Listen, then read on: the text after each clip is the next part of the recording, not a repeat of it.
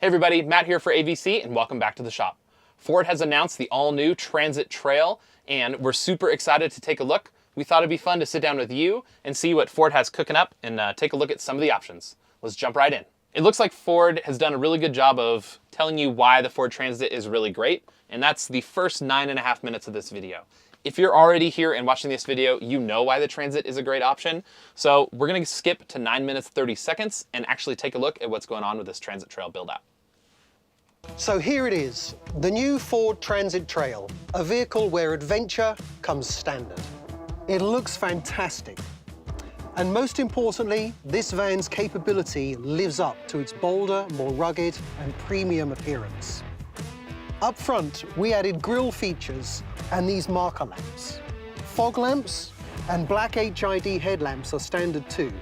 All right, so they've put a new grille and trim package, looks like. The black HID headlights on the front end are a really nice option. It's actually something I've spec'd in a cargo van, so we're excited to see that. But that blackout Raptor style grille is pretty cool. We also modified the bumper lower fascia to maintain protection for the engine charge air cooler and enhance the appearance. All right, it looks like they ruggedized the front bumper.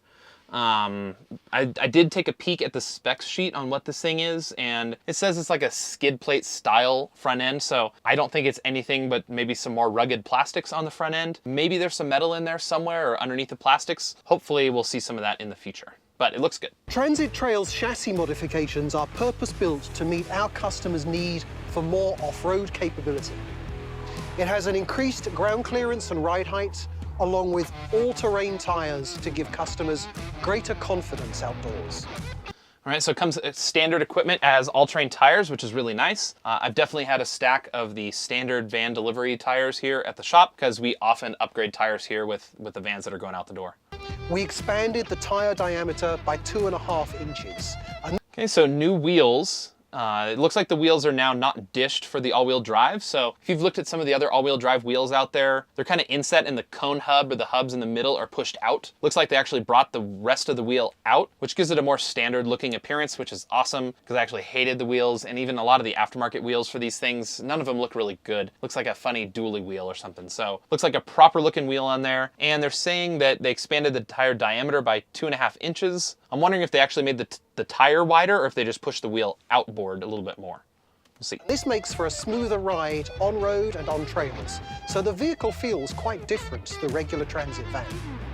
We tested a range of available all-terrain tires and concluded that these Goodyear Wrangler Workhorse all-terrains had the Okay, so a 30.5 inch tire. It's a 245/75 16-inch tire, which is what we put on most of our vans here at the shop. If you've watched some of our van tours, you'll see that that's pretty much what our vans are running on. The Goodyear Wrangler Workhorse, I've never tried that tire, but looks like it's a nice compromise between rugged exterior look and probably a good highway tire too, which is good.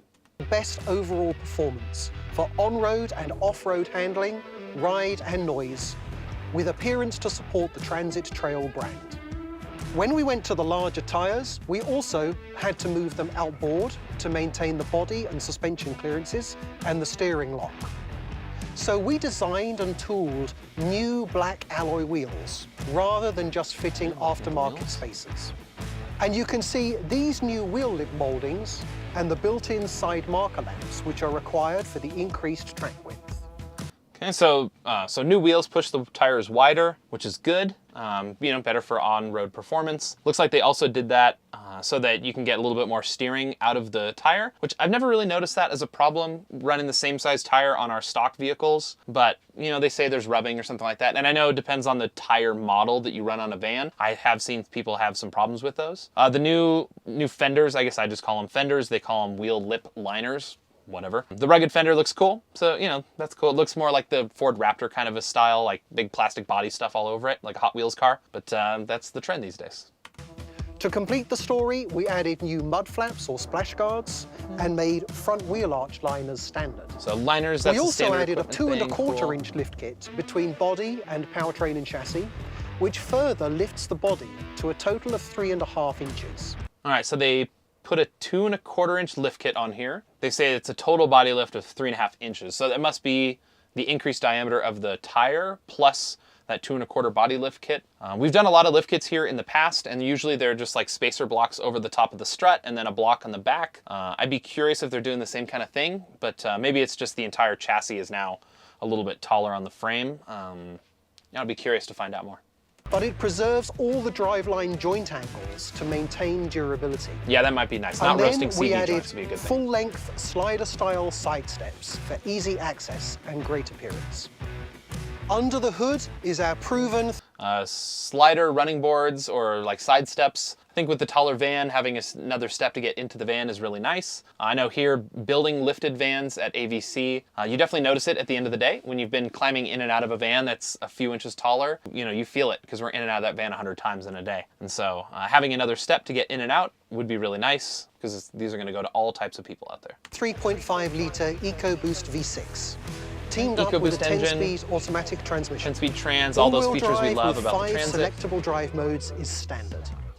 And they say 5 selectable drive modes here, so I wonder if they've added some more specific like off-road oriented drive modes. I'd be curious to find out more about that too.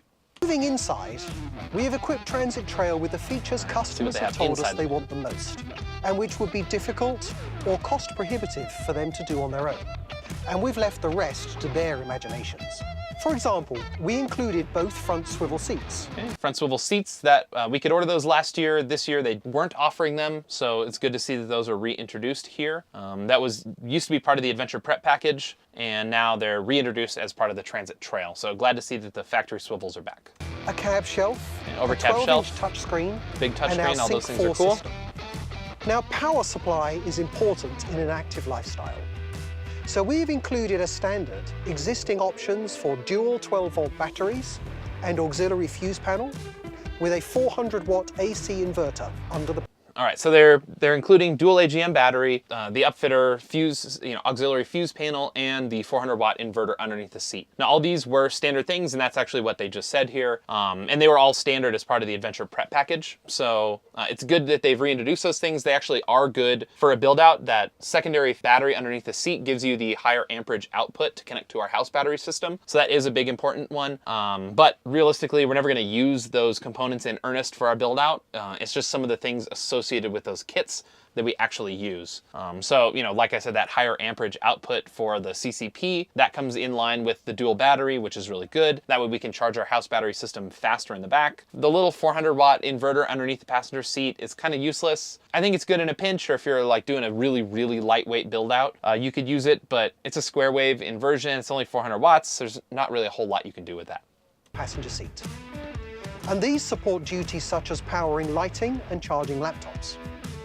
We also offer the existing option for dual alternators, if required, for faster recharging or greater upfit power demand. Yeah, dual alternator, we always And with standard 4G LTE Wi-Fi for up to 10 devices, Transit Trail can truly be your go-anywhere office. All right, so they say 4G LTE, which has been a connectivity thing in the van, but to me, if I already have hotspot capability on my phone, I don't know why I would really want that as part of the van. Maybe if you know why that would be a good feature, let me know in the comments below. My thought is if I'm a digital nomad and I'm out and about, if my phone doesn't get service, I'm gonna want something like a Starlink so that I have proper high-speed internet wherever I'm going. Especially now that they have that new mobile antenna, it could be a much better solution. In the cargo or adventure space, we have made a new option available to add a roof vent and fan, which means customers do not have to worry about cutting into the roof. I think it's cool that they offer a fan, and it is a big nervous thing for people to do, is cutting holes in your van. If you're nervous about that, we have a video for it to teach you how to do it. The one thing they do is they put that fan right in the middle of the van, which seems like kind of the worst place to put it. We always put our fans up front so that they're over the top of our kitchen and we can get that food smell out of the van. A lot of people like them over the bed in the back, but I think having it at the front or the back of the van is a much better choice rather than right in the middle. When it's right in the middle, it's just going to be in the way of everything. Beyond that, the interior space is the customer's blank canvas. All right, so nothing on the inside Customers in the can build-out also space, choose which is good. the available 31-gallon fuel tank to help keep them out adventuring longer between fill-ups. All right, extended range fuel tank. Looks like it's an option, but it is not standard equipment on the Transit Trail. And finally, on the rear, we made the tow hitch receiver standard for mounting or towing toys. And tow package is standard, okay? So as you can see, we have evolved the commercial Transit into a sweet spot base van for an infinite range of customized camper or adventure upfits for customers to get a vehicle which truly supports their transit trail lifestyle. There's only one thing left to do. Hit the trail. Let's go. All right, that's right, Ray. Only thing left to do is hit the trail. So he's definitely got a point. I think Ford has definitely focused a lot on the adventure upfit lifestyle, which is really great. I'm excited to see Ford focus on a lot of that stuff. I think when we think about the Ford Transit Trail versus like a Mercedes 4x4, the Mercedes 4x4 off the lot looked a lot tougher than an all-wheel drive Ford Transit. And I think the all-wheel drive originally was developed around deliveries and keeping that step in and out height low, because if you're a delivery person, you're in and out of that van 100 times a day. You want a low cargo height, safer for you, easier to get packages in and out. All those things are good. Or a tradesperson, same thing, moving equipment in and out of the van. But if you're trying to get out and after it and get off road and do some fun stuff, you want that tougher looking van. You want that taller height, and just so you have a little bit more clearance off road. So I think all of those things are really exciting to see Ford Motor Company focusing on. After my first look, it definitely looks like they've added some cool stuff to the van. I think Ford has definitely done some tooling around with the platform, and I think they've done some positive things for doing off-road stuff and adventures. I'm excited to see some of these things firsthand. So I don't know when we're going to be able to get our hands on one, but we'll definitely ask our dealer. I did reach out to my dealer, and he sent me a list of the equipment that's included, and we can have this available for you online, because I know some people are going to want to dig into this thing a little bit deeper. But I did go through here and I picked out some of the things that looks like they're new to the trail, and then we can talk about some of the things that looks like they've just grabbed from the other equipment packages and put them into this Transit Trail package. It looks like the 3.5-inch body lift kit, or the total lift, is coming out at like a 2.25 body lift plus the new tires and wheels. So we're getting a 3.5-inch overall height increase, which is pretty good. I mean, 3.5 inches on a van, you'll notice that for sure. I mean, I put a 3-inch lift on my Tacoma and I noticed it. It has a 2.75 wider stance, so pushing those wheels out a little bit wider. Having the wider set wheel, I think, is just going to give us a much better aesthetic on the wheels. I think the wider stance is maybe a byproduct of changing the wheel aesthetics to have like a more standard look on the wheel. And then the plastics and things like that kind of fell in line with that. The 16-inch wheel, it's coming on with a 245/75/16 tire. That's what we always like to run here. I think it's a perfect size tire for a van. It's not too big, it's not too small. It's not so heavy that we're losing a lot of economy to it, but we're definitely increasing our clearance and the way that we can move over obstacles and things like that off-road, and I think it's kind of that happy medium. The running boards and steps are cool. They're not exactly my aesthetic, but I haven't seen them in person, so I'm going to reserve judgment. They do look like they're, what do they call them here? Here, if we take a look, they call them slider style side steps. So they're supposed to look like rock sliders, but they're actually just a step. So it's just a really big, long step. For us, it's actually really good because I've been looking for some other long steps for the Transit, and the only thing that's out there is stuff from Illuminess. And I think the Illuminess stuff is great, but it's one look. And now there's at least twice as many out there. So that's really great. We actually asked Backwoods Adventure Mods if they had any plans to do running boards or anything like that on the sides, and they said no. So it's cool to see that Ford has something coming from the factory to plug that hole in the market. So the other big thing, or the big change I would say about this van, is all the appearance package on the outside. So that blacked out grille up front, that's a little bit more rugged, the marker lights, all that kind of stuff. I call it like a Raptor style grille. That's really huge for the Transit. I think the increased big fenders on there are gonna make it look a lot more rugged. Blacking out all the stuff on the front, they say like a new badges, so it probably has like a Transit Trail badge or something like that, but they probably changed the aesthetics of some of those too. I know blackout options have been kind of things in the past, so we'll see if maybe they blacked out some of the Transit logos on the back instead of having chrome stuff on there. Hopefully they do. That'd be kind of a cool thing right from the factory to have those blacked out. But the wheel well liners, the big increased fenders, the mud flaps, all that kind of stuff is really oriented to off-road stuff, and it's going to keep our Transit cleaner, and we all know keeping these things clean is a challenge, so I think that's all really good stuff. It looks like they also grabbed a bunch of other parts that you could order for a cargo van. So the blackout HID headlights is in there, the rear glass, side glass, privacy glass, all that's in there. The adaptive cruise control makes it really easy to drive on the highway. We like that. They did add push button start, which is really awesome. I actually had to call my dealer and inquire about adding push button start to some of our orders. So we added that in, but it's really good to see that those are standard. The front shelf, the blind spot monitoring, all those things that make it much safer to drive this vehicle on and off-road are all standard, which is really great. That big 12-inch screen, the Sync 4, those are standard, but I know they also have options. So if you want to get that Sync 4 navigation or the upgraded nav to the screen, you can do that. That's still an optional thing you have to pay for. The extended range tank looks like it's an option you have to select. The Max Air fan is an option you have to select. And then I did look you can add 10-way adjustable seats with heat, but I'd be curious if you can add those 10-way seats with the swivel seat bases. So in the past, you could not add the swivel seats with the 10-way electric seat. Maybe they've solved that problem, or maybe now it's an equipment package that you can select. I'm gonna be curious to see if that is the case now.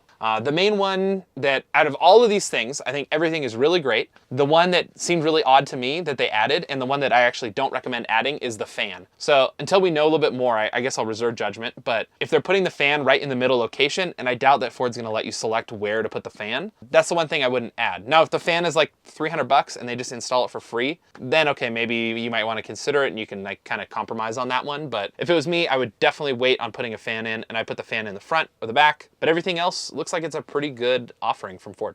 So after watching this video and taking a look at the spec sheet, I'm super excited to get my hands on one of these Ford Transit Trails. I even called my dealer today to change over some of my cargo orders to the Transit Trail option. And if you want to see more of the Transit Trail content, don't forget to like and subscribe. If you have questions about this, or you want to let us know your thoughts on the Trail build outs, let us know in the comments below, and we'll see you on the next video.